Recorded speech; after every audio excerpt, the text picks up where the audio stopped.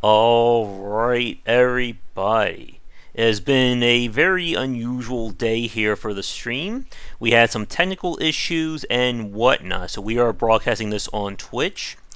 I am starting the YouTube recording or a off recording here. There we go. So that way I'll have a copy of it stored. But welcome everyone to another developer cast here on the Game Wisdom channel, whether you're watching this live or recorded. My name is Josh Bycer, and for tonight we are going to be discussing Void Bastards. And of course, this is the latest game from Blue Manchu Games, whose previous game included the hit Card Hunters. But join me tonight from the studio. Please welcome Dean Walsh. Hello. Hey, Dean, it is great to have you on. Thank you very much. Thanks for having me. Not a problem. We've been having a whole chat for the last 30 minutes. Just the two of us here while we were waiting for hopefully YouTube to come back, and sadly it did not. But the show must always go on, and I guess that's probably a really good coda for Void Bastards. You always got to roll with the punches there. Yep, always got to find out alternative options. So in this case, it's been Twitch to YouTube. Mm-hmm. But it is a pleasure having you on. For those of you who don't know, Dean is in Australia, so it is lovely 7 o'clock in the evening my time, and it's going on about 10 o'clock in the morning his time right now. Yep, yep. The sun is slowly breaking through the fog. So. Mm-hmm. But it is great to have you on. And for those of you who missed our previous cast, I did a cast with Farbs, for who also worked on Void Bastards. I think this was 4 or 5 months ago. And we originally did a cast with Joe McDonough when he was working with Blue Manchu on Card Hunters, and this was way back in the day. I think that was probably one of our longest casts we did was with Joe. Well, look, he's a good talker, so that's good person to chat with. He taught me to do a lot of the talking to people about the game, so I appreciate his help. Mm-hmm. But yeah, we certainly have a lot to talk about tonight. We won't be doing too much in terms of like beginning stuff because again, we had Forbes and he kind of went over the basics. So for people watching us right now, whether it is live or recorded, there is the possibilities of spoilers for what we'll be discussing in terms of mechanics, tips, and things like that. Because I have some questions for Dean about kind of like the decision making behind some of the designs. So if you won't watch this complete or play the game completely blind, then you may want to save this podcast for another time. But as always, for all of our new guests, Dean, if you wouldn't mind, could you talk a little bit about who you are and kind of like what your role is at Blue Manchu? Sure thing. So I'm the lead 3D artist, so do all of the 3D modeling and aspects of the technical art side of things. Early on, I did some of the initial level design testing. My background is I've worked at quite a few larger studios, so this is the first indie team that I've actually been a part of to publish a game, which hasn't been a small experimental kind of art title. So prior to this, I worked on some Star Wars games. I worked on Borderlands, the prequel, as an artist, and yeah. So generally, it's been much bigger teams, focusing on environment art. Generally, on some teams, smaller teams, I've done character art and a bit of everything else.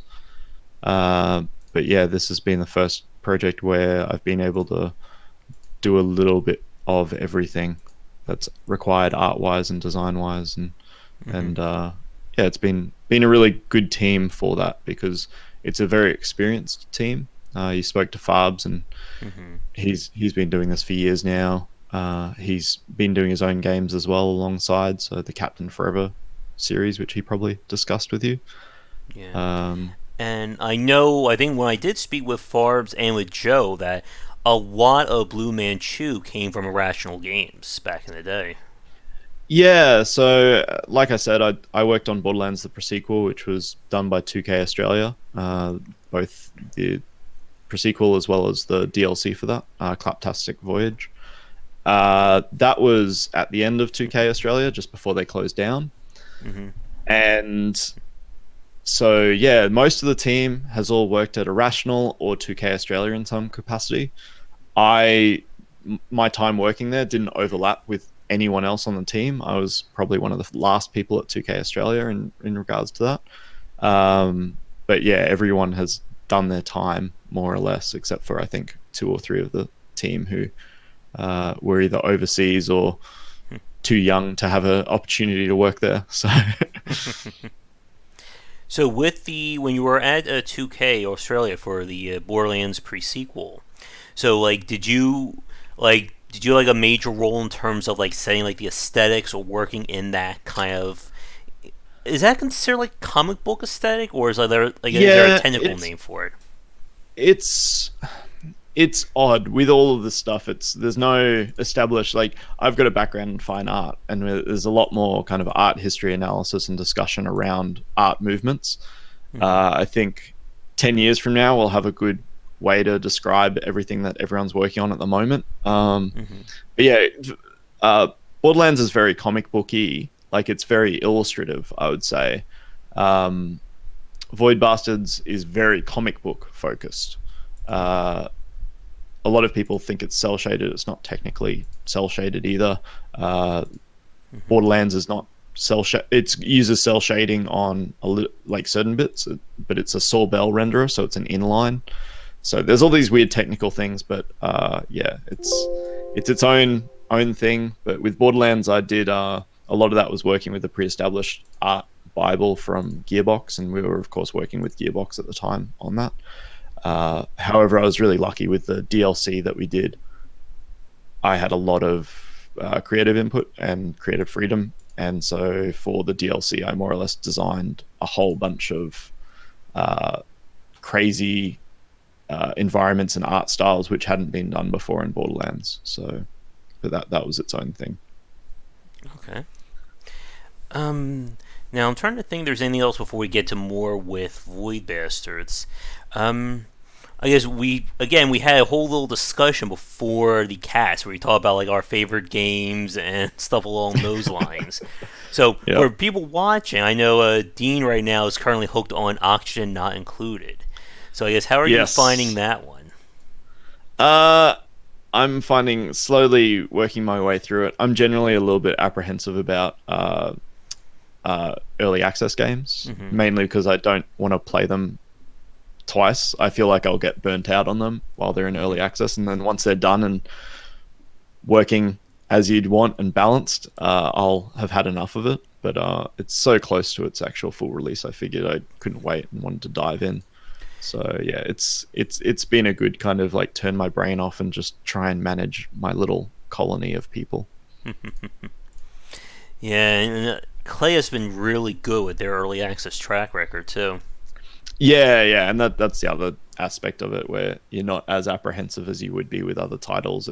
It's generally a very and especially at this stage, they're primarily doing a lot of balance, like final balancing work on it by the looks of it. So it's a fairly good time to get into it. But yeah, Hmm. it's a great plate spinning exercise in working out what you want to spend your time and resources on. So Hmm. But I figure let's get into talking a little bit more about Void Bastards, and again, some about yeah, kind of like where the design ended up. Because when I spoke with Farbs, yeah, again, this was like 5, 6 months ago, so the game was still obviously not out.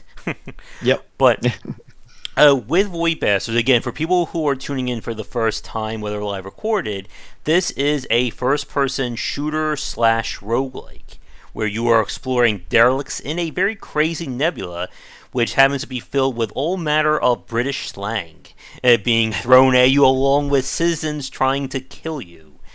And you have a very lovely British AI guiding you throughout it. So, I guess the first question I ask then is like, I guess what was the decision to be, I guess, so heavily like British in terms of like the slang and all those conventions? um, it's funny because that definitely wasn't one of the things when I first started on the project. It wasn't one of the kind of key aspects that we would discuss about it, a lot of that came when Cara Ellison, our writer, came on board, and we started to flesh out what the world was. And I think we all kind of leaned into what that was and realized that the Douglas Adams style inspiration for what we were doing was actually, yeah, let's go all British. And our art director Ben Lee, he lives in the UK as well, and so I think there was a lot of things that we could kind of reference back to, and part of Ben's background is as well, and the game ended up being a cross between 2000 AD and Douglas Adams in that regard. So I think it was one of the things that we found worked, and it gave us something to kind of build everything else around. So we kind of lent into it more and more and more as the game progressed.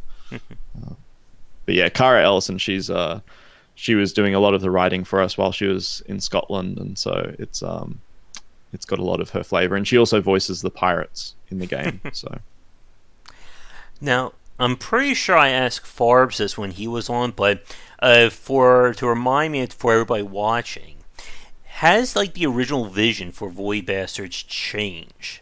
I guess since the beginning to where it was at 1.0. Aspects have, but to me it's shocking how much has remained from the original outline.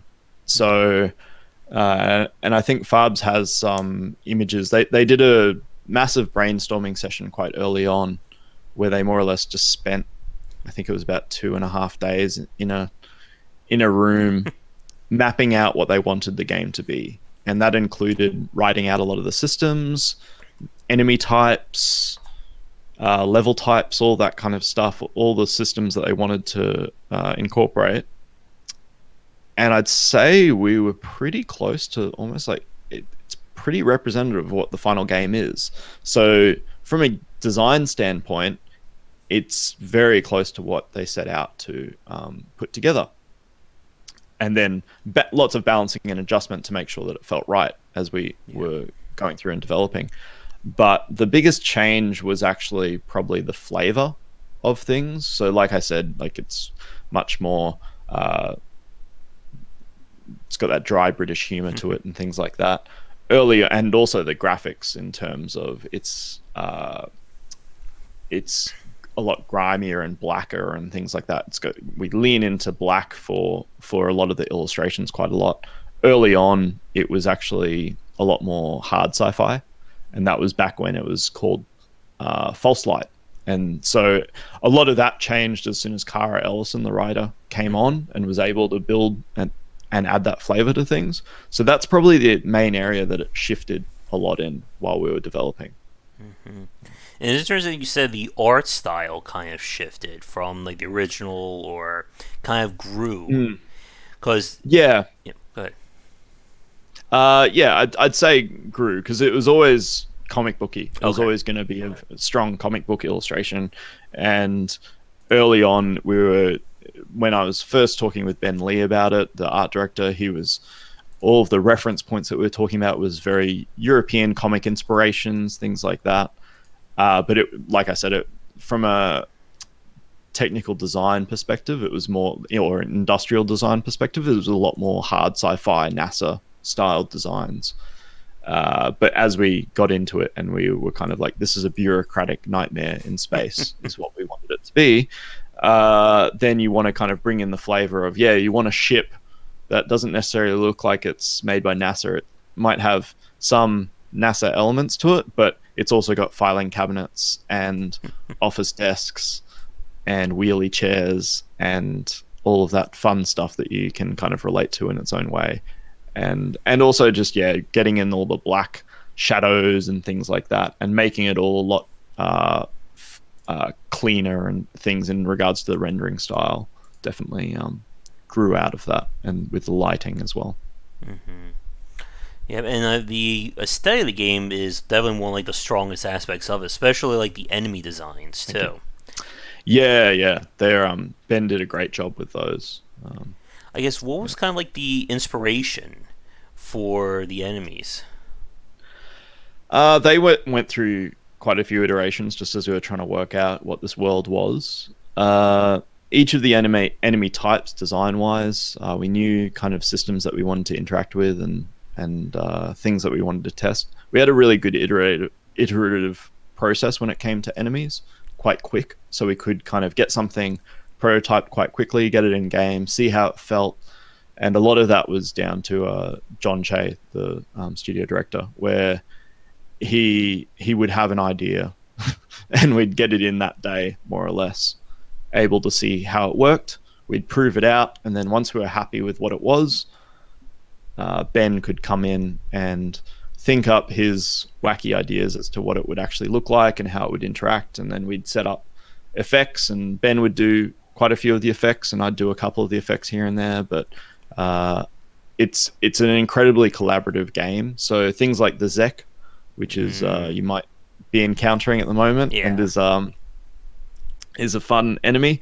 For instance, with the Zek, it was a really fun one to work on because it's got its shield, and so the shield for it was made with Farbs and I based on a quick little thumbnail which Ben had done, and we got all the shader tech working for it and the mesh and the way that it works and functions, and we had that prototype with John. That enemy type is one which is really representative of pretty much everyone on the team doing a little bit here and there on it. So I guess in terms of like philosophy, because we were talking about this before the stream, in terms of trying to build like all the moving parts of Void Bastards, what was kind of like the team's approach to like design the enemies, as in, what kind of threats you wanted the player to face? Yeah, it's a back and forth because, like anything, it's in a systemic shooter or in a strategy kind of title like this, it's about finding all those moving parts and how they interact. And so the enemies can't be designed without also referencing and designing of the weapons, without designing and understanding of the health system, leaving and exiting a ship. So you'll have some enemies that will follow you, like janitors, the Juves, which are the little kind of kid enemies that run around. They've got a really low attention span, so they'll kind of go after you, but then they might forget, and then they'll just wander around, do their own thing. So all those dynamics were kind of like, how can we get different behaviors so they all have different strategies behind them? So like the scribe is another one where it's kind of like a sniper coward character where it will take its pot shots at you and then just piss off, and then you have to try and find it if you actually want to kill it, or you just lock the door and just avoid it. So yeah, in terms of designing all the enemies, you're definitely looking at is there a weapon, which is a really good strategy for them. The Zek's a really good example. A lot of people are like, how do I deal with them? Well, there's 3 different weapons that might work quite well, or different strategies.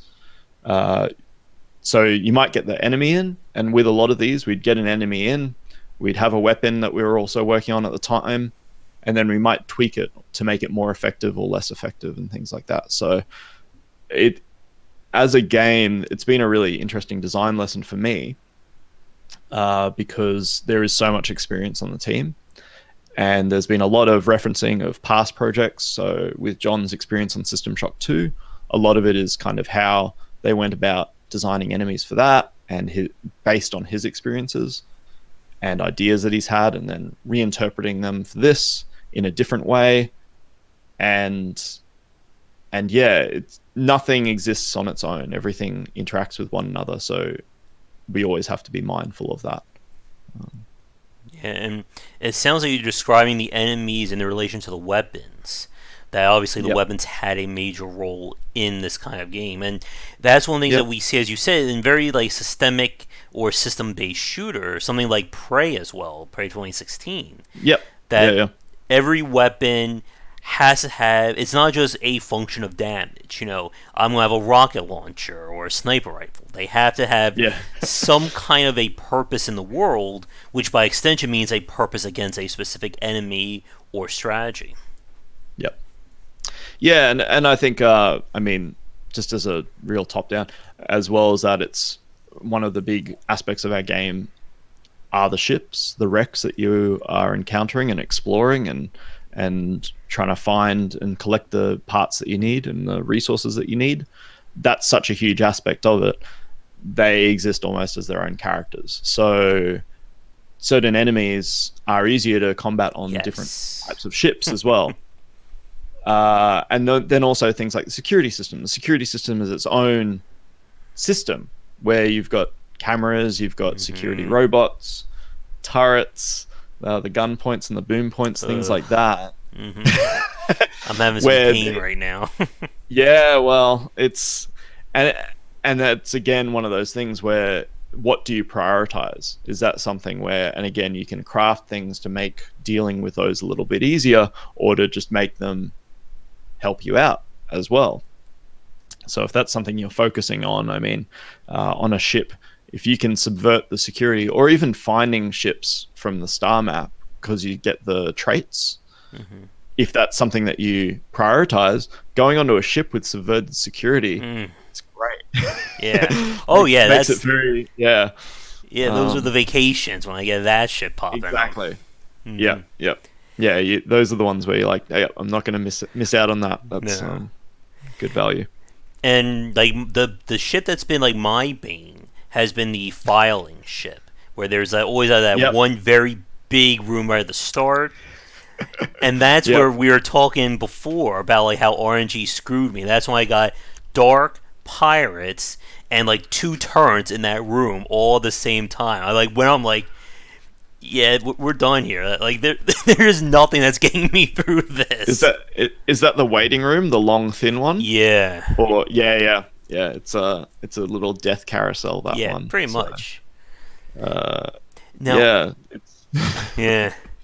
Now, speaking about the ships, one thing that I wanted to point out, and I want to bring up everyone watching, is that the ships themselves are hard-coded in terms of their blueprint. Like, it's not like they're being procedurally generated.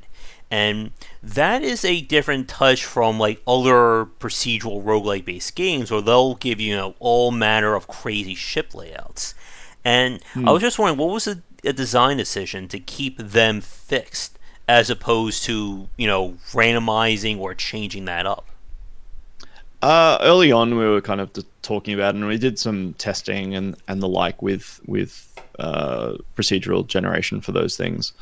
The consensus that we kind of came to, and for me, the touchstone that I had when I was talking about it originally on the team, was I liked the idea that you could learn the layout. Just like anything else, you had a certain level of unexpected nature, and already it's, if you go onto a ship and you've got, like you said, lights out, turrets, all these kinds of things, if you've then got some completely wacky layout that you've never encountered and it's just a maze, that's going to make it that much harder. It's definitely something, like, it's a really interesting aspect to it. I think there's been some really good games that do fantastic procedural generated levels. But what we wanted and what we felt with the team was we wanted the handcrafted aspect to it, where we could have a lot more manual input as to what those ship layouts were, keep a logic. So between the different organizations as well, each organization has kind of a different theming to the way that the ships are laid out. But then we can still get a lot of that random nature on a per room level or per corridor level as well, where there's certain aspects which will change dynamics each time you encounter that ship. And then you've got other things as well. Door states will be randomized, but layouts to certain rooms will change quite a bit. Yeah. So we kind of felt a little bit here and a little bit there gave us the benefit to that. And a lot of the testing for the randomization as well, some early on, some of the stuff that I was doing was very much focused on the visual randomization. People didn't really notice that. They'd walk into a room and it was the big changes which people notice and people want to deal with. Yeah. So we definitely focused on that. And if things randomize as well, it needs to have impact on player decision and choice. So things like crawl spaces are a really good example of that. If you see a crawl space, it's generally a shortcut and it's a good escape, but it's something which you're rewarded for looking around the environment, and it's not always the same. So, and that's always the risk or the challenge of having random or procedural elements. in terms of Yeah, just how much they actually impact what the player is doing. yeah, I think, and I was actually having a chat with some developers last night about this. They're investigating doing some procedural generation for their levels at the moment, and I think it's something which, especially on a first-person title, there's a lot of aspects to it. Procedural generation can be done really, really well, but I think people underestimate just how much effort you need to put into it to do it well, Mm-hmm. because you can do it, and I think some people it's not overly complicated to do it. To do it well is another question, because from my perspective, if you're doing that, then you need to work out an incredibly complex set of rules to equate it to what would be a handcrafted level, because all those decisions and choices that you make when you're generating it by hand, you need to replicate those decisions and choices in your procedural system. Yep. So And like it's a tough one. yep, as you said, as any developer watching and certainly attest to, it is very hard to do procedural generation right. It's very easy to mess it Mm. up, but Yeah. you have to be Well, real. well, I think Yep. the way I was talking about it to an old student of mine was this idea that if you're doing procedural generation, the first place to start is to actually hand build anyway, Mm-hmm. because you need to generally do that and reverse engineer all of your rule sets for Mm-hmm. the procedural generation from that.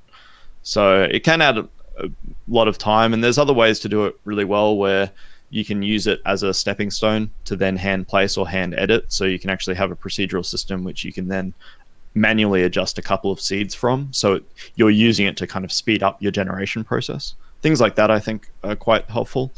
But some of our friends in Canberra as well, they did City of Brass, if you've seen that. Yeah. So, and they had all those challenges because they were doing a full procedural kind of system. And for different things it works, different things it doesn't. It was just a choice that I think most of the team was really, really quite confident with. For us, was that we wanted to manually have that control over things. And I, like I was saying, I kind of thought about it like an old first person multiplayer game where I would play it on single player with bots. That was kind of the experience I had with it. Like, that's how I used to play Unreal Tournament a lot. And it was nice because, and now when I play Void Bastards, you can learn layouts, you know shortcuts, and there's definitely something to that, I think. Mm-hmm. Yep. And like with a lot of the procedural generation that we've seen in many titles that try to push for it, that it doesn't really like seem to change what you're doing Mm. from level to level. But Yeah. I like what you just said about having to build something handmade first to kind of Mm. figure out again like the foundation or the baseline for what your level should be. Because I think that's a very big misconception a lot of people have about procedural generation. That it's just let's just throw everything in like a blender, mix it up, throw it, and here's your level. And Yeah. like some of like the Yeah. very worst games, like unfortunately do that, where the levels just feel like a MC Escher nightmare.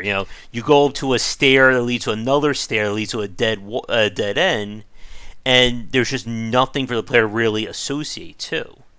And like I guess I'm wondering if you would agree with this, Dean, that like the very best procedural generation, it almost feels like a handcrafted level. Like it almost gets at that level of detail.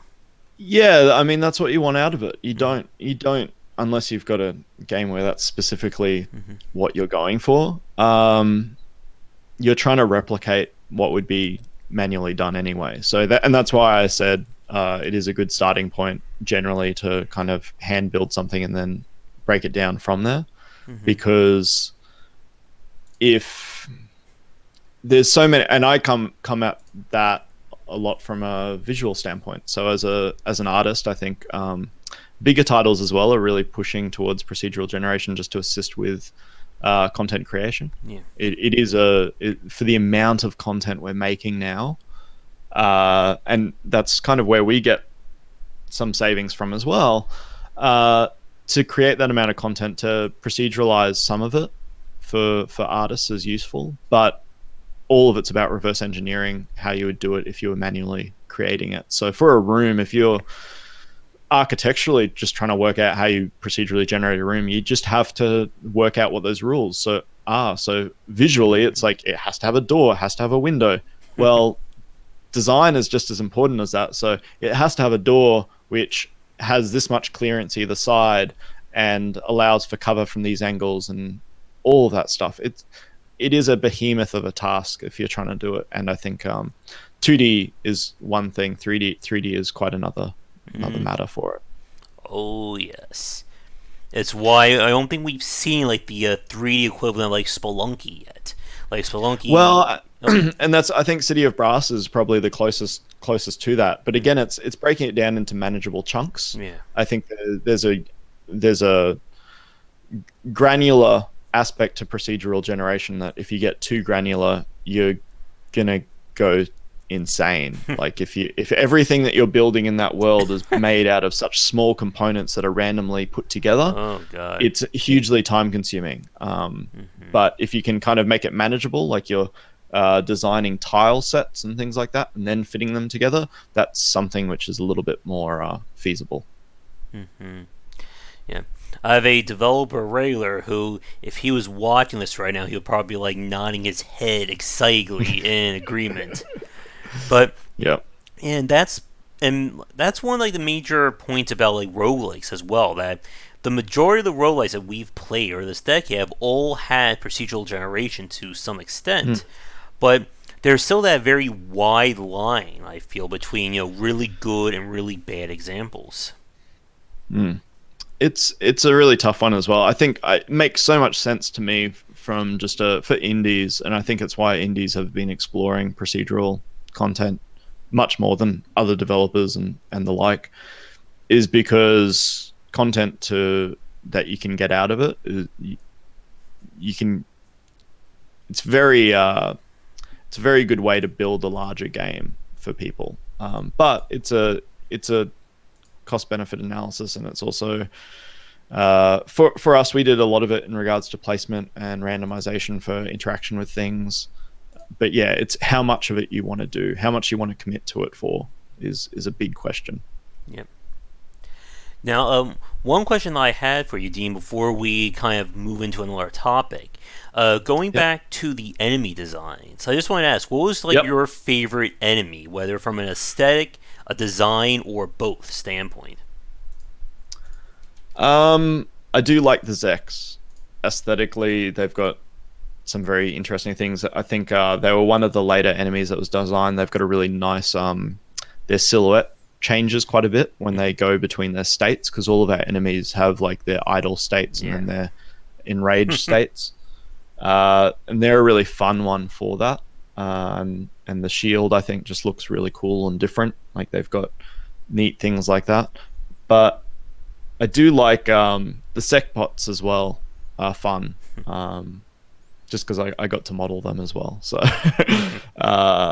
and yeah, the way that they all interact is kind of interesting, and you've got all of them. There's aspects of all the enemies I really do like. From the tourists, kicking a tourist and having it explode is a fun thing to do. So yeah, all good value, and we were very lucky to get some really interesting voice actors on board to actually provide a lot of their barks, which I'm sure you're very familiar with at this point of the game. Oh yes. And I'm not sure if you mentioned this on stream. This was during our pre-stream, but you're the writer who came on. She also did the voice acting for the pirates as well. Yes, yeah. So Kara Ellison's the pirates in the game. I think this is possibly maybe just her second voice acting role in a game. She was also a voice in Assault Android Cactus. But yeah, she's also a writer on the new Vampire Masquerade game. Nice. So should be interesting. Now, getting back to the design, then I do have a few design questions and some of the issues that I ran into that we're going to talk about in a few minutes. But before we get there, I guess a few more just general questions regarding the design. And for anybody watching this live right now, if you have any questions for Dean, feel free to leave them in the chat and we'll get to them. But we kind of touched on this a few minutes ago regarding the weapon designs and design the various Yep. roles and rules around them. I guess what was like the general approach? Like again, we already talked about general approach to enemy design, but how did the team settle on what weapons? Because again, there's a very wide assortment beyond just your standard pistol. You have the bouncer, you have that rifter that I finally got to use last night, which was a whole lot of fun on a Zek. Yep. Yep. The Rifter is one of my favorites. I think with the weapon design, again, a lot of that was laid out in the very first kind of uh, hefty design meeting that everyone had for the project and planning meeting with what ended up being, I think it was something like 10 whiteboards filled of content. But a lot of it was just mapping out what we felt would be the right amount of content for it. We were pretty close with those estimates. And we knew kind of how many roles we wanted to fill with it. And so with a game like this, you've got some of your standards that you at least start with. You're kind of like, all right, well, a pistol. Let's have some of these starting points. And we've got 3 slots that we ended up putting everything into as well. So I think early on with the game, the very original prototype had 2 slots that we used. I think it was just 2 slots, and so tools, which is the 3rd slot, was added after that because we liked the idea of having 3 weapons means that you've got a little bit more variety as to how you can let them interact with one another. But once we got all those kind of the idea that you've got these 3 systems in place, you've got all these weapon types. From there, it really was just we want something which is your really big damage, your targeted damage, your kind of more special optimized kind of thing, and just a lot of prototyping, really. A lot of ideas. Not everything was the exact way that we intended for it to work. The Rifter is a really good example of that. So the original intention for the Rifter was that it would almost push an enemy. So it would just kind of move them back kind of 3 squares in the world, if you think about it like that. Yeah. And we played the game with that for about a week or so, and it just wasn't that interesting. It didn't give you many opportunities with other enemies. It kind of pushed them back and just stunned them a little bit. Wasn't that engaging.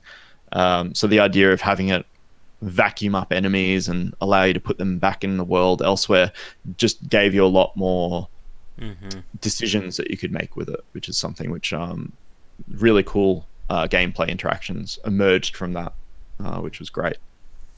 And what you just said regarding going from having 2 selections to 3, I thought that was very interesting because one of the little issues I was running into, or things I wanted to talk to you about, was the fact that you could only choose from 3 items to take into a derelict at a time. Because as everybody, if you play the game, knows, you get quite a lot of tools. So I guess what kind of play testing or what was like the decisions behind, how many, I guess, toys do you give the player to play with at a single time? One of the early ideas with the game, and I think it's always been a kind of a goal for it when we've been discussing it, and I think Farbs might have mentioned this last time, was the idea of making sure that we wanted the player to feel hungry. And that's something which I think on past games, some of the team members tried to do at bigger studios, and you don't have as much freedom to, I guess, make the player feel as hungry or as uncomfortable as we're able to do. And part of that was we really wanted to encourage players to rotate through weapons. We didn't want people to get stagnate with like their loadout choices. And so one of the ways to do that was limit the weapons that you have, but then also it comes down to ammo and things like that. And I think we've been pretty happy with, from a lot of our playtesting, we did a lot of focus testing that I was a part of, where we'd more or less get people in and rotate them through, and we sent keys out to people that we knew to get feedback on weapons. And during that phase, we were collecting a lot of analytics of people's play styles and resource use and things like that. And there was a lot of fine tuning just to make sure that people were rotating through weapons and options and things like that. And yes, they're using weapons that I think will be a good counter to an enemy, but they're also using this weapon that maybe they used once and it wasn't as effective against a certain enemy type, but they've got quite a bit of ammo for it. They're going onto a ship, and they're like, I'll just take this because I've got more ammo. They're hungry and they want to use the most out of it. And then hopefully on that ship, they're going to encounter a new way to use that weapon. And it will encourage them to use it more in the future as well. And that's what happened to me with the germ spiker. That Yes. Yeah. That's a good example for that, actually, because the same thing happened to me while we were testing.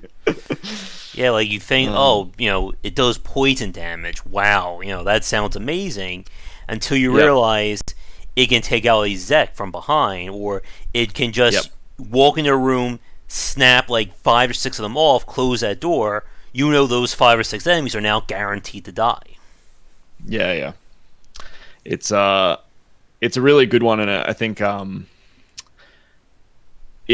it went through quite a bit of just balancing and adjustments and things like that in regards to amount of damage, advantages that it had. It was also one of the very first weapons we had in the game. I think the very first prototype that I was playing of the game, just to give you an idea of what weapons we had our pistol, we had our stapler / shotgun, we had a grenade, a bomb, which was just a bigger version of the grenade, more or less, and we had the poison dart gun. So that was the original lineup of weapons that you can kind of rotate through and play around with. Another one which was really nice in that regard was the bomb. It changed from just being a really powerful explosive to, as you would have encountered, the cluster flak, which is an explosive. It's an explosive which more or less sets out a bunch of smaller bomblets which use physics to bounce around a room, which is a lot more chaotic to deal with. So, and with and going back to what you said a few minutes ago, because this is also kind of one of the comments in the chat as well about making the player feel hungry. And this is, I think, a very interesting aspect, because there's that push and pull, and we see this in a lot of games, not just in roguelikes, of, I guess, I'm not sure if punishing would be the right word, but, how much do you, want to put pressure on the player? Probably another really good example would be the whole Dark Souls franchise, or Souls-likes in general. And it's a very, I think, thin line you have to walk when it comes to this, because if you make things too easy, then as we were just talking about with the gun examples, nobody's going to choose any other weapon. My pistol does 50 points of damage, it kills everything. Why should I switch to this rinky dinky poison dart? But if you make it too punishing, then it runs into that case of the player is just getting hammered and there's not much they can do to avoid it. Yeah, I think it is a really tough one, and people approach games so differently. I think people have different reads on situations that you just can't anticipate, really. So it's about options. Dark Souls is a really interesting one, because for me, I've tried it multiple times and I've kind of bounced off just because I understand where the difficulty lies, but it's kind of something that either at the time I'm not ready to invest in as much as I want to, but I understand kind of what that game is, and I really like what it offers. I think for us, a lot of the difficulty that we present as well, the strategy layer to me is what makes it just changes it up a little bit, because something else that you get with Void Bastards is on something like the star map, and we were talking about this before we went live, and just the idea of choice. And I think player agency, where players can set their own objectives, can set the challenge that they're kind of willing to take. It's tough because not every game does that. And I think that's probably the hardest thing that I've seen when we were doing focus testing and things like that. We've got a first-person shooter, which is about player agency. Most first-person shooters aren't about letting the player choose what they want to do. There's this idea that you go in, you clear a room, you go into the next room, you clear a room. It's what a lot of people playing first-person shooters have been conditioned to do. Oh yeah. And the biggest challenge for us was, and the start of the game, we really try and let people know killing an enemy is not always the best tactic. It's generally not a good tactic, actually, because you're wasting ammo if you don't need to use it.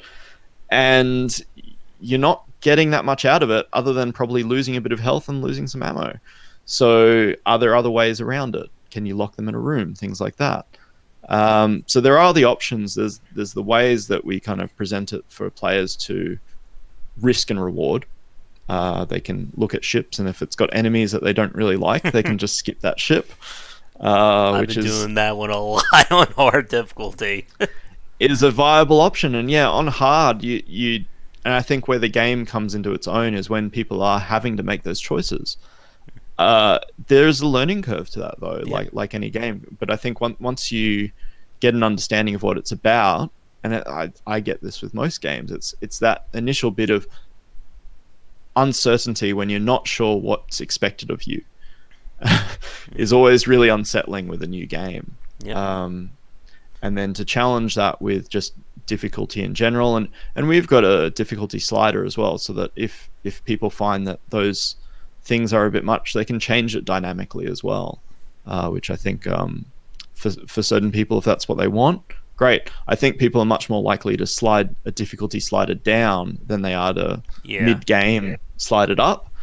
I think that's another tough one, which has its own challenges.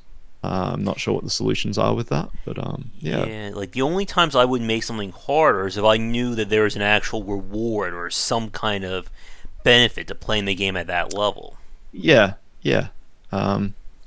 it's definitely a complex thing to communicate because everyone is so different. I think there's been, lots of interesting discussion on these things, but everyone has a different approach to things. Most of our difficulty differences come in regards to resources. So the amount of resources you get is adjusted by the slider difficulty.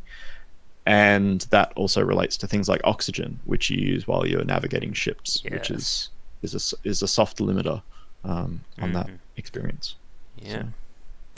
And one thing to clarify for people watching this, we were talking about this before the stream, that Void Bastard's hard difficulty was originally going to be the normal difficulty, like when you guys are like playtesting it and doing it. Yeah, it's more or less what we developed the game around internally, because of course for the majority of the game when we were developing, we only had a single difficulty. That was just the game. That was what we were building around, and we were tweaking and adjusting and balancing things to our own play experience. And we're not, by all means, I think now that we've released the game, the community are doing crazy challenges which no one on the team would have been able to do just because they're better gamers than some of us. But we had sunk hundreds of hours into the game. Yeah. So if you're balancing against that, we understood after we'd been balancing like that for a couple of years, when we started giving the game to newer people who hadn't been playing along with us, we realized, this is pretty hard. So we'll make that the hard difficulty. We'll roll back a couple of things so there's a little bit more of that, a little bit more padding in the player experience, so they've got a little bit more choice, and that will be the normal, because I think that is that optimal where there's still, if you're really coming into it new, you can take a lot more risks. You're not as stressed, maybe, but then also having easier as well. If you're not as familiar with these kinds of systems or this type of game, you can have that where and still there's people who will play on our easier difficulty, and they're still going to be getting a very similar experience where they're hungry and trying to get ammo, because to take out any enemy, rather than 3 shots or like 2 headshots or something, they're still taking like 2 clips of ammo to take down an enemy. So it does balance out. And going back to a comment from a few minutes ago, and this is probably again like one of the more polarizing aspects of Void Bastards, is the get in, get out kind of mentality for designing these derelicts. Because as we've talked about, and for people who haven't played the game yet, to clarify for, again, you have a hard limit of what you can do inside each derelict. It's not like, as you said, like typical first-person shooter design is, I am going to clear every single room, go in every single spot. I will, get that map 100% of the way done, and then we move on to the next. You can't do that in Yeah. Bully Bastards for several reasons. One, you don't have all the resources to do that. Two, you have the portals, so enemies can spawn in every few minutes. And as we were just saying, you have an oxygen limit. Some ships Yep. can resupply your oxygen. Other ones, no, there is no oxygen resupply. So if you Yeah. run out, yeah, you need to be running that way to the exit fast. Yeah, yeah. We've got I think it's definitely the majority do have oxygen terminals, but there's the one or two that we've got as special ships that don't have them, and you definitely notice it when you're playing on hard, where oxygen is Or in, a lot more of an impact. or in my case, I didn't know that the ship didn't have any oxygen. I was like Yeah. running out, like, oh, there's only 50 cents. Let me find the oxygen room. Yeah, it's Oh. as a developer, this has been one of the most fun games to watch people play on Twitch and the like, and when we've been focus testing as well, because when you see that happen and you see someone's response of like,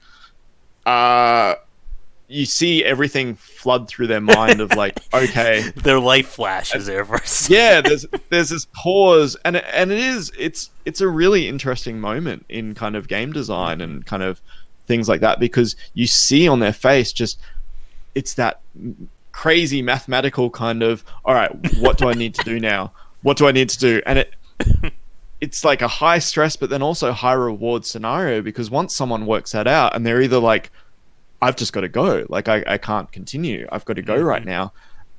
It is quite, when you see someone make that choice, it's like, no, they've made that choice, and that's kind of, they've seen that that's the only viable path for them. But I think on the team, we all play it very, very differently. We all make fun of the fact that all of us have different approaches to the game.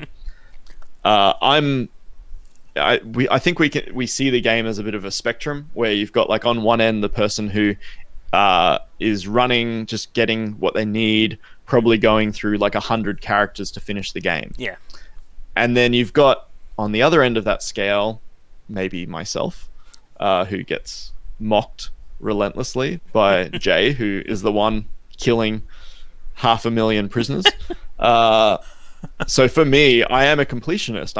I'm really bad with this in most games, and incredibly compulsive, where if I see something, I'll pick it up, and if there's something there, I'm gonna try and pick up everything and open up every container. So at first on the project, it seems like it's quite at odds with the way I play it. At the same time, it is quite playable like that. It actually is just a different challenge. And so, yeah, I focus on things like getting more oxygen. I focus on locking rooms which have rifts in them, because I want to make sure that enemies don't come out while I'm still picking up batteries off the ground, which is a really bad use of my time. But I get through the game. I craft everything. I do it with minimal casualties.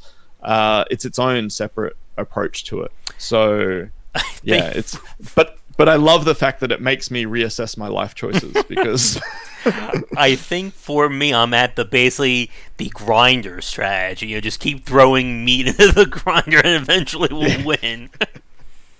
yeah, no, that's Jay's approach. I think because I mean, we've all played through the game so many times, and I think it's another benefit of having such a small team who's so engaged with the project, and we're all doing our own testing at different points. So everyone on the game has finished it multiple times at different iterations, and we'll sit down and discuss it afterwards. And with a lot of that, it's this thing of like, we'll sit down one morning and we're like, all right, we've got the new build, everyone, let's see how quickly we can get through it. And everyone's like, Jay's like done at lunchtime. He's like, yep, done, sweet. It's easy. And then like 2 days later, I'm like, yep, I'm done, but I did build everything and I didn't die. So yeah, it's up to you. One thing that I wanted to bring up there, I'm trying to I think I lost my train of thought there with all the dying remindings. Um, I guess going back again to kind of again like and I remember one thing that I thought was very smart as we were just talking about kind of the mental gymnastics you have to do while you're playing this game. That one thing I thought was very subtle that now I think is very brilliant is the fact that you have the main map or the full map you can bring up and it completely pauses the game while that is up. And Yep. like when I was playing it, or like before this, I was saying, that's not that big of a deal. But as we're sitting here thinking about all the potential strategy, and again, how things can go terribly, terribly wrong, it Yep. is a very important thing to have. And again, as a way of kind of counterbalancing some of the difficulty or some of like the chaoticness of the game. Yeah, it can be really exhausting. So another that is something which changed. The very first prototype that I played, when you pulled up the ship's map, it did not pause the game. Uh, and that was incredibly stressful because Yeah. when you got those encounters like, I've got no oxygen left, I need to either get out or I need to find oxygen. Mm-hmm. The last thing you want is when you've got the map up at the same time, having a timer on that decision making process. So, and I think the game is so. What works best about Void Bastards is the strategy, is the choices that you make. And so allowing you to have that same planning and strategy layer that you experience on the star map, having aspects of that when you're in the ship as well, of looking at the layout, pausing the game and allowing you to create a strategy, I think is really valuable to players. And it's something where watching streamers as well, and when we were doing focus testing, it's when it's at its best. When someone loads into a new ship, you pull up the entire map and you create a plan for what you're going to do. Yeah. Someone's there and they're like, I'm going to go to the bridge because I don't know where the items might be. I haven't worked out the logic to this ship yet. That's going to help me. Or it might be, I'm really low on health. And if I go to the ship, I can spend some merits and get the ship's map, which has enemies on it.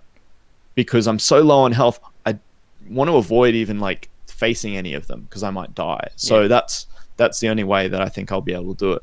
So things like that work really, really well. And the map is a really nice strategy layer to that. But yeah, we tried it without that. And I think we all agreed that it was just too much, too stressful. And even early prototypes as well, because we kind of got certain aspects of the game working before others in a full context.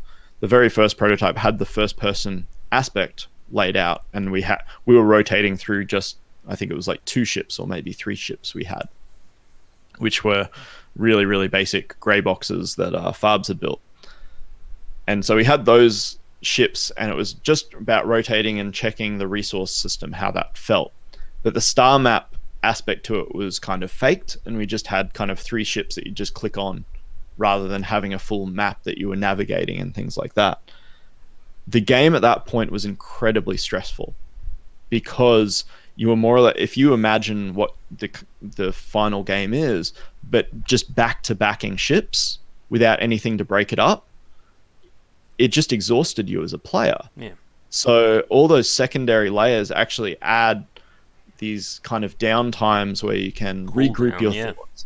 Yeah, because it can get incredibly stressful. We're compressing what would be a lot of gameplay in, say, a standard first-person title.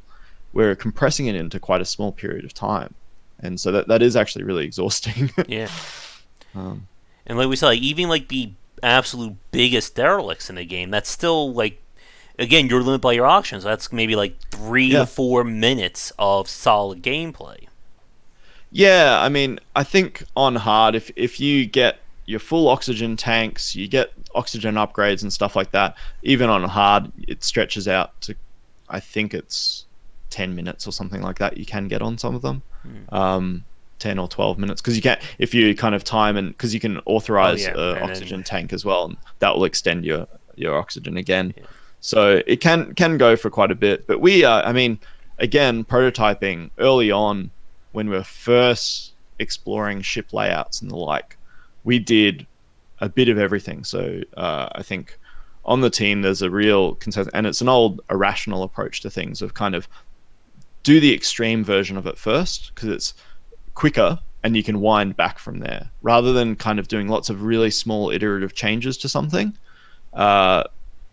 It's often easier to explore the extreme idea first. And we did a lot of that with the level layouts. And part of that was also just finding what worked and was fun. So we explored doing like 30-minute ships, 45-minute ships. And it didn't work with the flow of the game at all. They were interesting in their own way because we were like, oh, maybe this is like something. It was good to explore. And we had different scales of ships, and kind of we did a maze ship, which was just like a hedge maze. That was terrible. Yeah, I think it was really valuable when we were testing those things, but it came a long way. Now, one thing that I wasn't thinking about until you were just talking, Dean, was about the merits and being able to basically use those systems or get the administration work done. And like that's another very interesting aspect of Void Bastards. Like for when I've been playing, I was mainly using them to get like the bonus treasures because if you find a locked container, you get a bonus part. Yeah. Yep. But as you were describing, and as for people who play the game know, you can also use them for other functions. Like at the helm, you can turn on enemy vision or enemy locations on the map. One of the ones that I really like, that I really need to keep doing more of, is turning off security. Because that was a very the first time I remember like the bot was chasing. I'm like, oh my god, this thing's gonna be so annoying. These cameras and turns. I go to the security column and says turn off security. I'm like, it couldn't be that easy. I hit the point when you started off like, oh, hey, this isn't so bad now. Yeah, it's last night we had a local developer meetup in Canberra, and I had the game there and had some locals playing it. And it's funny because you get the ships as well. One of the ship traits is free authentication on any of those terminals, which is a great trait because it's, again, another freebie ship of like, yeah, sweet. But it's also a really good ship where people often try things that they otherwise wouldn't. And so it's a funny one where a lot of people who get that ship trait after that ship, they'll play ships very differently. Because they'll do things like they'll be like, actually, spending a couple of merits on the security system to disable it permanently is really good value. I'm going to do more of that, or I might find out enemy locations more often because that's more useful. So, I mean, as an economy, I think the team has a lot of experience just from Card Hunter. So Farbs and John had so much kind of management of all those systems on that project that for this there was a real understanding of having, because you've also got your materials as well, so your raw materials like bio and slag and stuff like that you can use to craft. You've got this real push and pull of all of your systems and all of your resources. Merits are a really good one where you can use them for containers. Generally it's a really good value for money in terms of if I spend these I'll get something back. But then there's lots of other little areas. So secure doors, which are the security doors which can't be used by security bots and stuff like that. They've got a very low cost to them, so you can use them as well. But then you've also got the shop, which is a really nice way to balance out those economies, because if you have too many merits, there's always something else that you want. So and especially again, a game like Void Bastards that is so resource dependent on what your options are.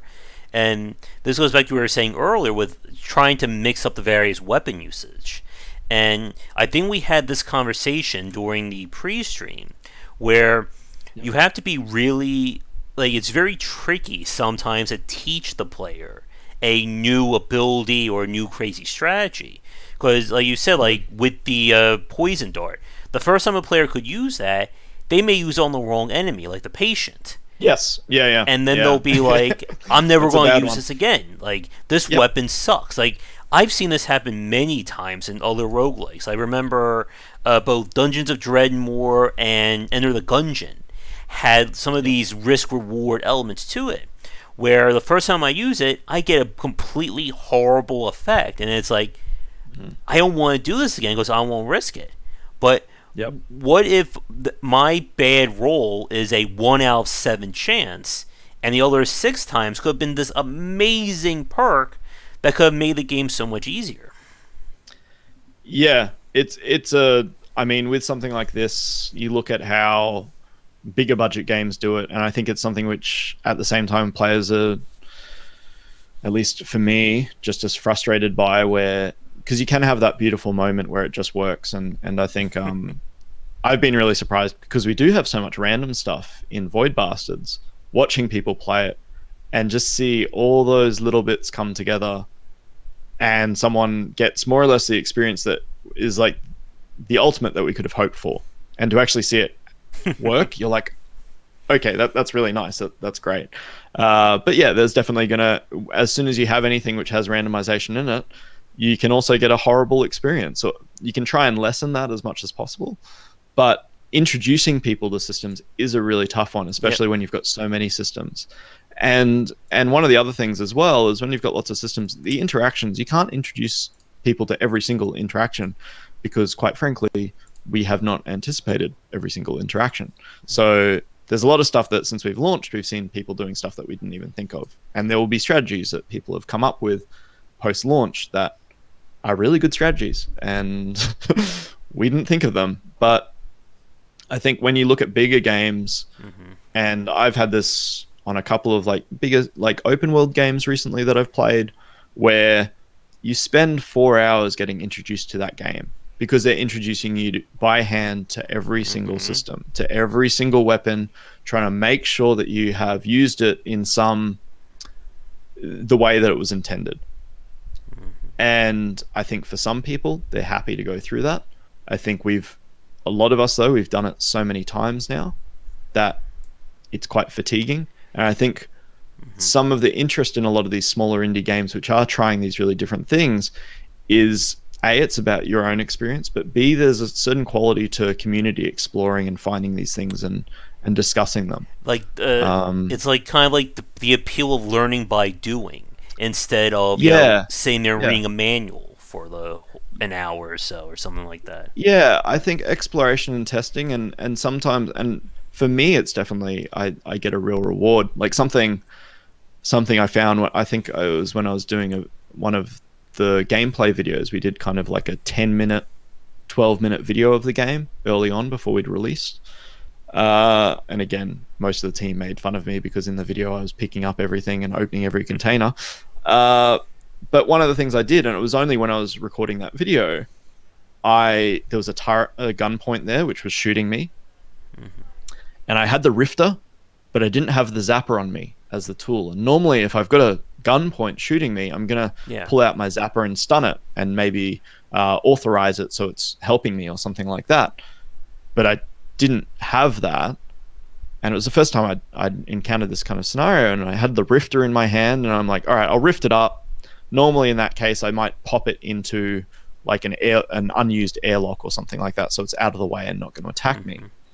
But in this instance, in the next room I walked into, there was an electrical hazard on the ground, so an electrical cable whipping around, and it will stun enemies. And I was like, great, I'll just drop the turret there and be done with it. Like that was something which only emerged at that point.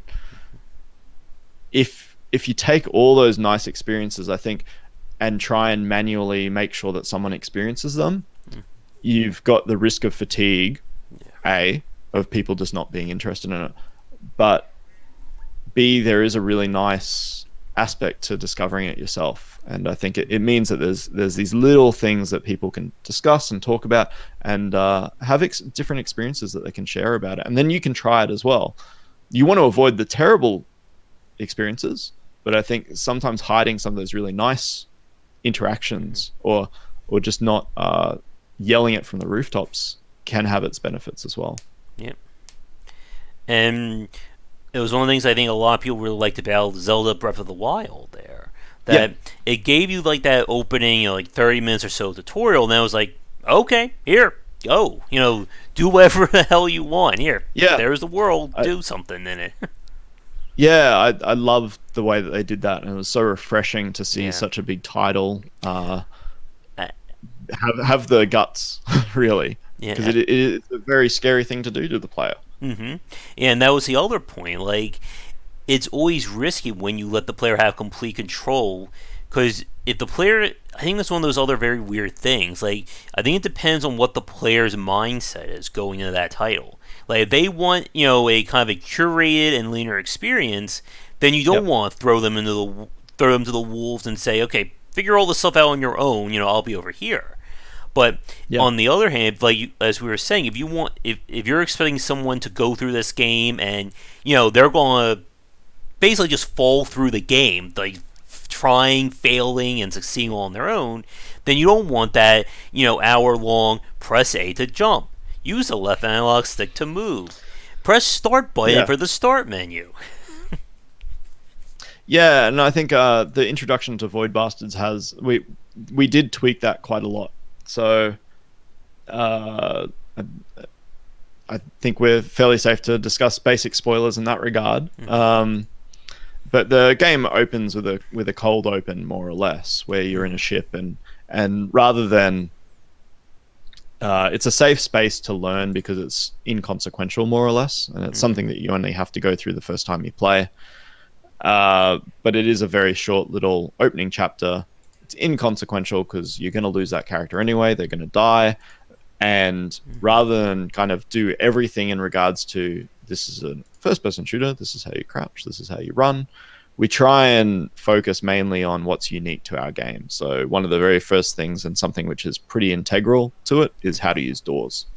Yep. And it's a very, very basic process, but it's mainly here's how you open a door, here's how you lock and unlock a door, here's how you find items on your map.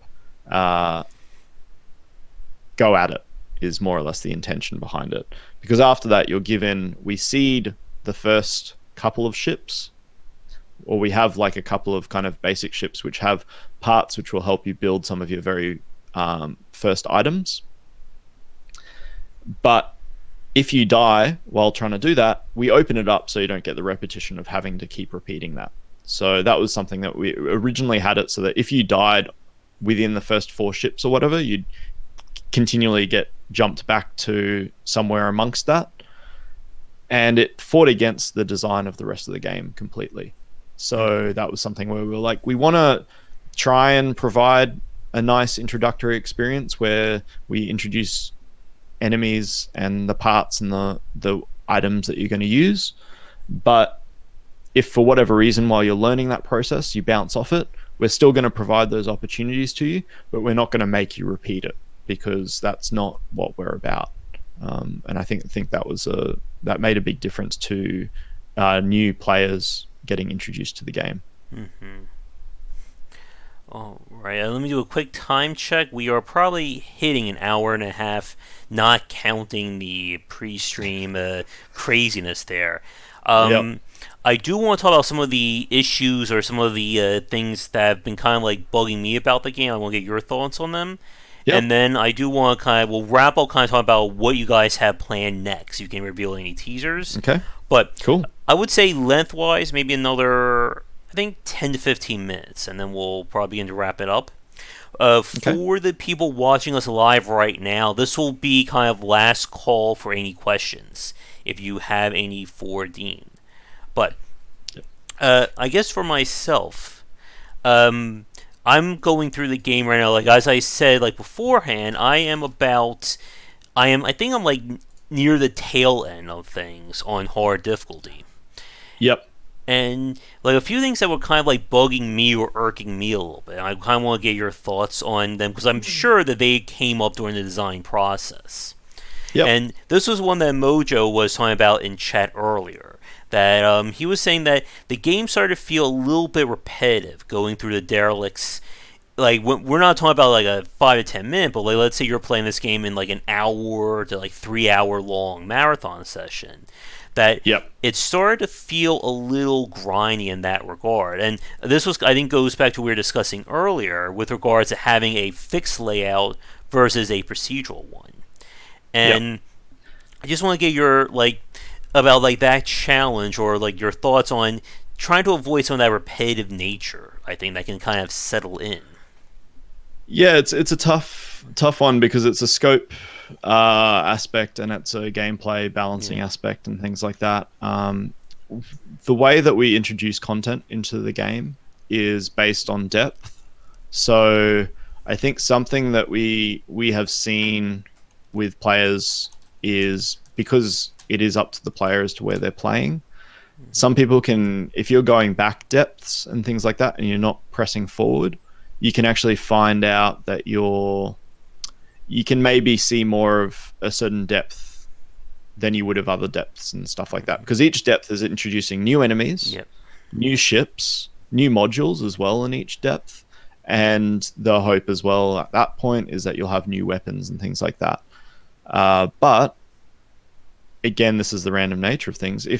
And I've sometimes done that, I'll go back a depth. And so you might find that a player is actually, if you think of like their snapshot of what they're seeing of the game, they're kind of on a heat map, they're spending a lot of time in this one little spot.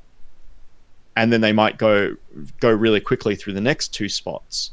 So that's definitely something where, because there's that freedom to move around, people also have the freedom to linger. And I think that's where some of the more obvious repetition that people find is, if they're doing like one really big long session and they're more or less doing it all in the one bit and getting lots of upgrades, they might not be seeing some of that different content because they're not moving around. Because we also have things like new hazards that come into it at depths.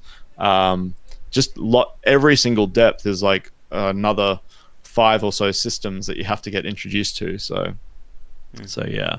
It's definitely a challenge, and we've got a fairly small team, so we tried to focus in on where, and a lot of the testing was about where people noticed and felt those differences and changes and appreciated them. So we tried to balance it like that. And talking about like moving around the map, one thing that I thought was kind of odd, I don't want to get your thoughts on, is the fact that you cannot go backwards on the star map. And I was just wondering, like, what was like the decision to, because I've had several cases where I would go forward thinking I could kind of like scoot down to a ship, and it's like just on that edge and it doesn't count, so I miss the ship. It's just just might have read like it was parallel, but it was just behind you. That's a tough one. I think that's just because it is it can be quite minor, and we try and communicate that as much as possible with the way that the star map grid works. But I mean, the idea to limit your backward travel was to continually push the player forward and give them new opportunities and focus on that, rather than, again, further lingering in one space. But also to I mean, with the star map, there's also just a real decision fatigue that we were concerned with. I think at different points we played around with having more or fewer branches at different sections and how dense that is. And this was kind of after a lot of testing that sweet spot that we found. Because you want to give players, because there's a lot of for people who haven't played, there's a lot of non-ship options as well on the star map.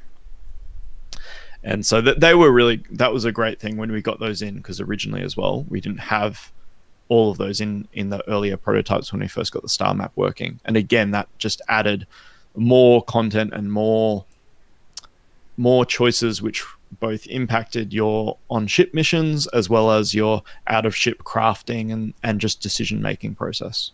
So yeah, a lot of tweaking with that kind of thing, but it was about providing enough choice without too much choice. I think was definitely what we found with the testing for that, because decision fatigue is a big one. That a game like this, you've just got so much going on.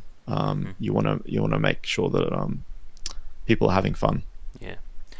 And going like down to like the ship level, one of the other things I wanted to bring up is the general, I guess, gameplay of combat. Because I think I'm sure this has probably been a very polarizing point when coming out in the design process. Because as we said, like Void Bastards, while it is a first-person game and you are shooting, it's not really designed to be a first-person shooter. Like, as a very good point of contrast, I'm playing Doom 2016 right now on stream, in between me playing Void Bastards off recording, and I'm running into a kind of a dissonance there, what I can do. And with Void Bastards, like, again, like, while you're able to fight enemies, like a few things that kind of like annoyed me, like from a pure first-person shooter standpoint. One was how easy it was for certain enemies to track you. Like again, Yep. turrets are a very big point of that. Like the second you step out, they are going to hit you. Like there is no amount of ducking and weaving that you can do to avoid that. Yep. And Yep. another thing I found was that there's definitely a little bit of like weapon sway, or like your bullets will not always go exactly where your crosshair is, and that has led Yeah, we got. to a few bits of trouble for me there. Yeah, we definitely have quite a bit of weapon bloom on certain Hmm. weapons, particular. Um, it's something which, as you upgrade certain weapons, it does get better Hmm. for them.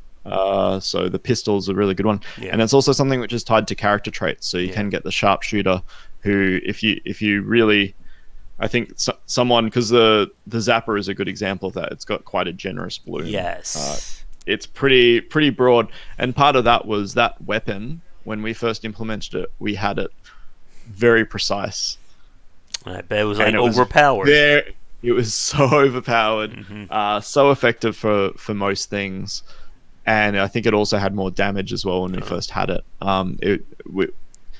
And so we wanted it to feel more like a.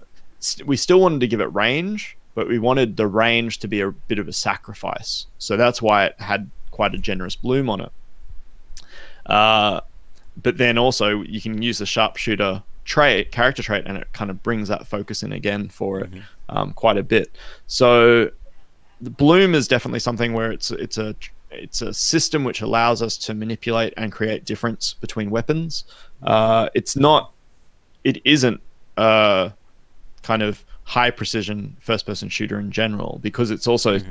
relatively small tight spaces Yeah. compared to most shooters as well.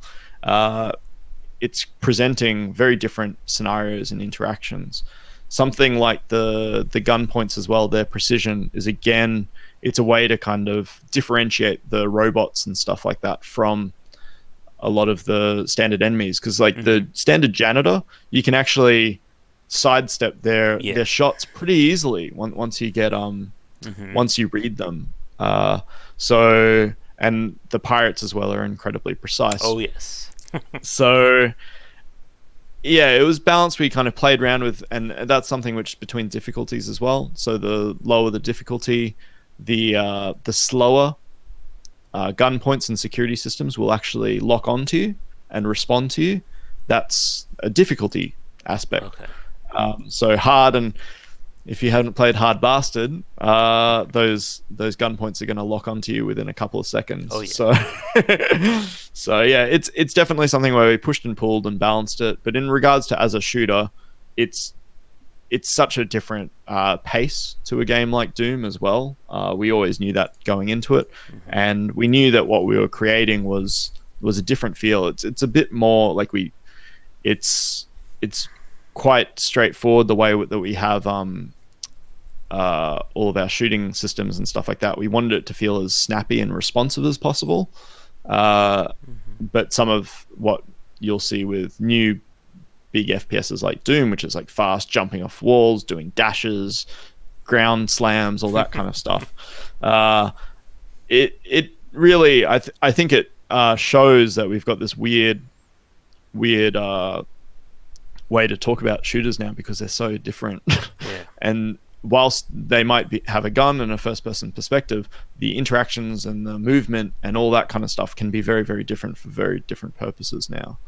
Hmm. So I think we definitely designed Void Bastards around what worked for this type of game a little bit Hmm. more. But it is funny, if you get a character who has high precision, is very fast, and what's the other one? Oh, has sticky fingers, so they'll pick up any items in the world. Yeah.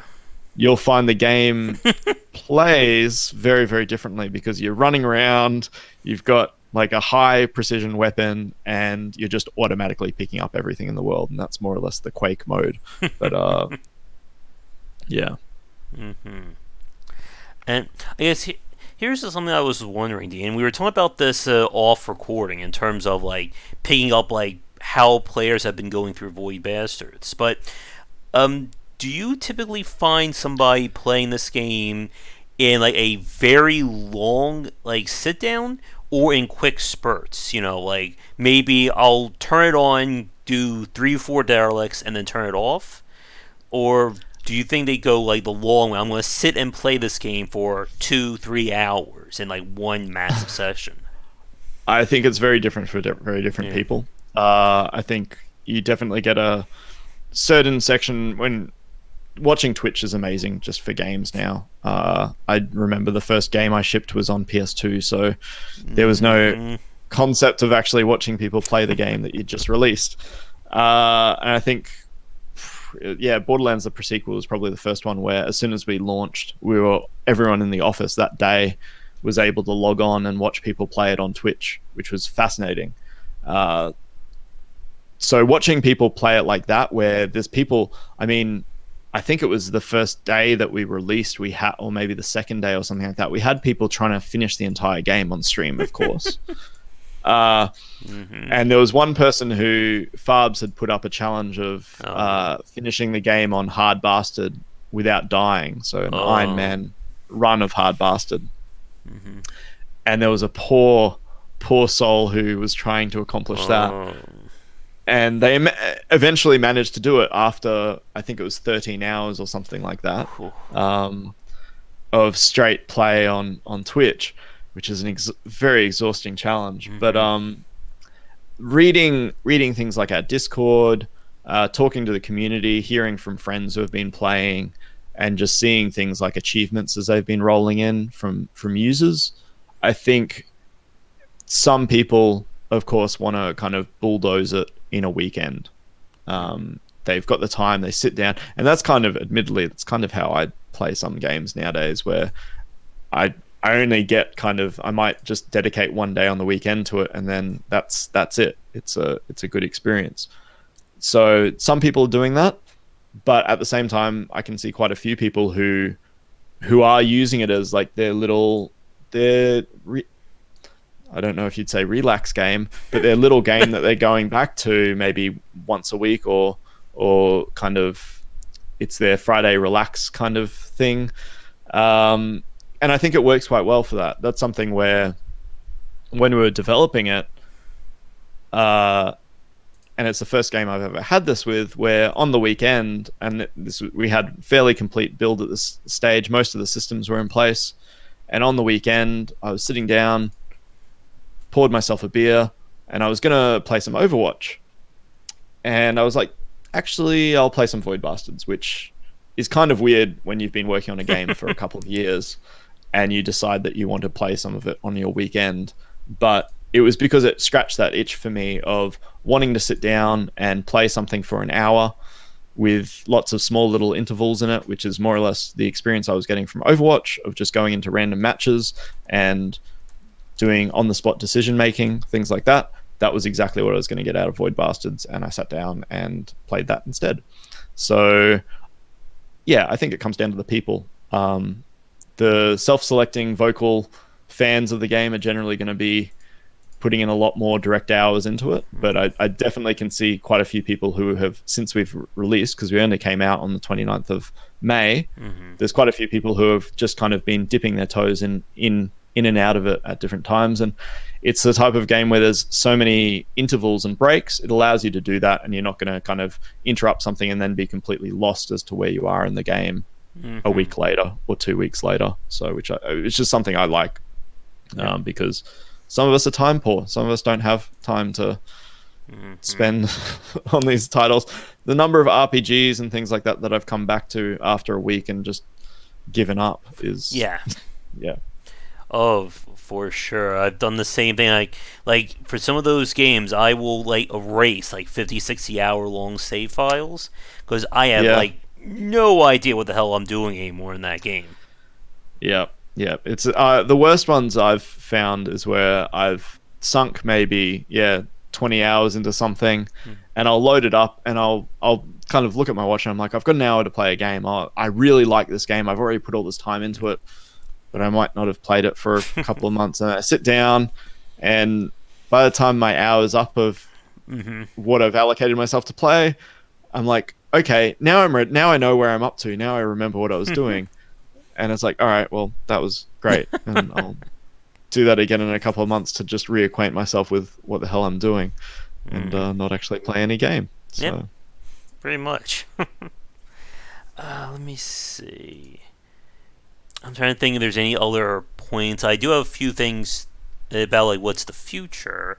I guess yep. with regards to like Void Bastards from a design or development standpoint, are there? I know we've been talking for it seems like a very long time. Are there any aspects that we didn't touch on that you would like to bring up? Um, not sure. I mean, it's been a very unique experience for me just because the structure of the team is very different. Um, it's been fun because it is a very experienced team. Everyone kind of knows what they're doing. Everyone has worked in producer and kind of lead roles in the past, so everyone's got a very clear idea as to what's required to ship a game. So it's been a relatively, for getting a game released, relatively smooth process, and it's been in terms, we had our first patch we released last week, which was more or less a week after we launched, I think it ended up being. Mm-hmm. And just the entire process that we've had around it has been very smooth. As always, which is nice. yeah, smooth is not something we normally hear when it comes to game development, unfortunately. No, no. I think there's definitely a benefit to when you count up the years of experience on the Mm-hmm. team. Makes that stuff a little bit easier. So Um, I guess like one thing, like one other like complaint I had that I think will actually be a good segue into talking about what's coming next, or if you guys yeah, are working on anything next. It comes down to, I guess again, like it started to feel like just due to like the limited number of actions that you had in the world, it started to feel like a little repetitive for me. Again, like I'm talking about sitting there playing for like 2 to 3 hour long marathons. I'm not playing like a yeah, few. yeah, Like it got to the point where like I knew like ahead of the time. Okay, if I see Zek and Taurus, I'm gonna bring X, Y, and Z. If I yep, see Janitor and Spook, it's C, E, and F. And like yep. it started to get to that point where, and this is what we were talking about earlier in terms of procedural, good versus bad procedural, that it began to feel like I was just going through the motions in a sense of each ship. And I know, like, you guys, I'm sure you guys have been thinking about any kind of post release support or, content to come. But I guess, like, when I say, like, I guess how did you guys like again we've talked about this again multiple times on this cast, but trying to fight that repetitive nature of a game like this because as we've said, this is a game that's designed around like again 5 to 10 minutes of very focused gameplay. You have the downtime, then another 5 to 10 minutes of focus, more downtime. Yeah, I think where it really the interesting quality to it is the strategy aspect. So when you're going in, where we find that there is that secondary level of variation once you've found a confident strategy that you might be falling back to. That's one of the things I was talking about of the staying hungry idea. Mm-hmm. So when you're forced into situations that you otherwise would maybe choose not to, and this is something which comes into it, I think, a bit more based on difficulty. And it's something where if you're playing really safe or strategically, you can sometimes just give yourself more options. So you end up being able to repeat certain techniques, whereas if you're kind of challenging yourself a little bit more, sometimes you don't have that capacity. You just don't have ammo for that weapon that you would maybe use in that scenario.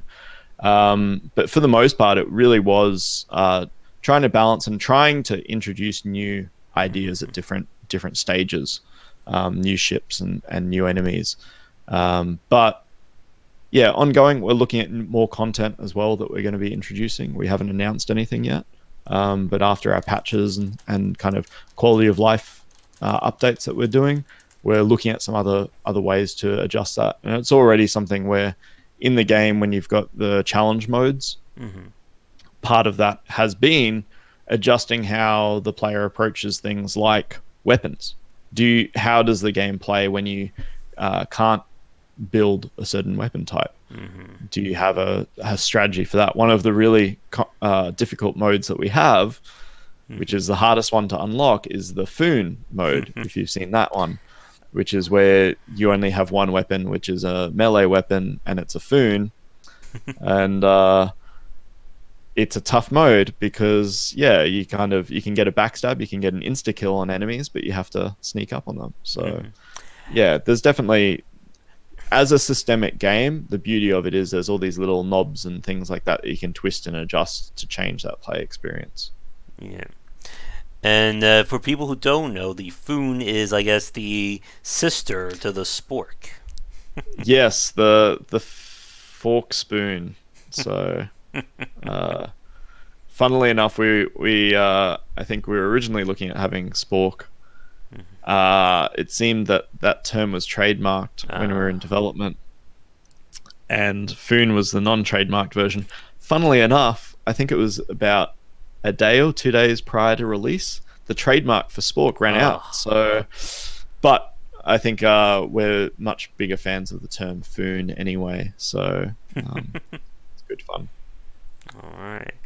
Yeah, like by the time this goes up recorded, I should have my review and probably a video up on Void Bastards. And one of the things I was thinking about in terms of like what I would like to see, and again, you know, you don't have to say, you don't have to reveal anything big, but I would love to see like more supplemental content, more things to branch out or flesh out the derelicts, more options I can play during again, doing, as we said, that focus kind of gameplay. Yep. Yeah. Yeah. Well, we'll see. There's going to be, not sure when we're going to be discussing it, but there's definitely stuff that we're already working on, and stuff that I'm going to be getting to work on as soon as I'm done here. So, yeah. Actually, one final question. I know I always say this a lot for people who watch these casts, but I almost forgot. You mentioned, of course, the different challenge modes, the different modifiers, things like that. And of course, Iron Man. What was the decision to have them locked behind game completion versus having them unlocked at the start? I think the main aspect to that is just to prevent confusion for new players. To let people, because I think as much as people might want to go in with an Iron Man mode to start with, it does remove aspects of the game. So it's a challenge, but it's a challenge which kind of works as a new game plus kind of experience, I think, a little bit more. So yeah, we've got it in there. There's ways that people can just unlock it if they want to, but I think there's a certain tradition to that. I think we spoke briefly about it on the team as to if we wanted to have that stuff just default there, and it might be something where after the game's been out for a while, maybe we change that. But I think I think that the game's designed around a certain couple of options or a couple of playing modes, and then we wanted the difficulty for that. So that was the original focus. All right. Because the rest of it is supplemental content, more or less. And as surprised as I am to see how certain people are challenging themselves, it's for different people, I think. And even seeing people do the speedrun side of it is very interesting. So. All right. Well, again, we could sit here and chat for the rest of my night, the rest of your morning. But Dean, it has been a pleasure talking with you, as well as for Farbs, if he's watching this right now, live or recorded.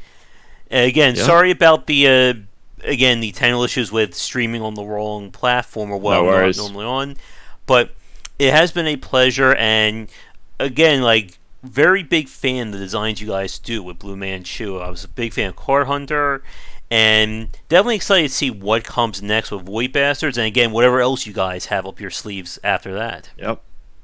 No, thank you very much. All right. But if you wouldn't mind hanging on Discord for like 30 seconds just to go like a few post-stream stuff.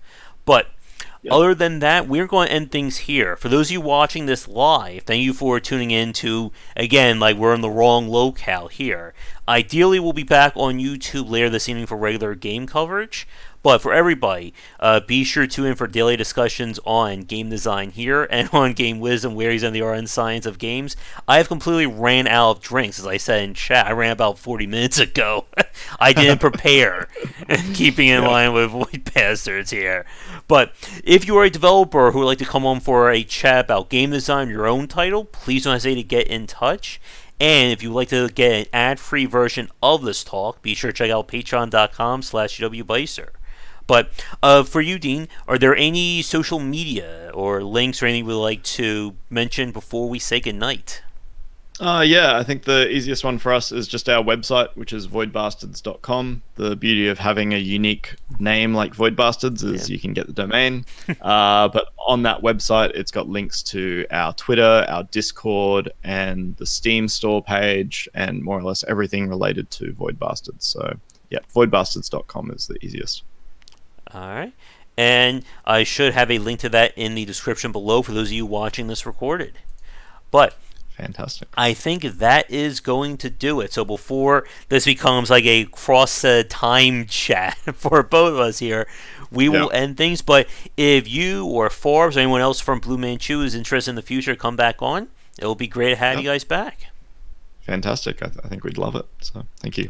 All right. So with all that said, everybody, once again, thanks for tuning in. Come back for daily discussions on game design here and on game wisdom, where some of the art and science of games. Until our next stream, have a great morning or evening, depending where you are in the world. All right, and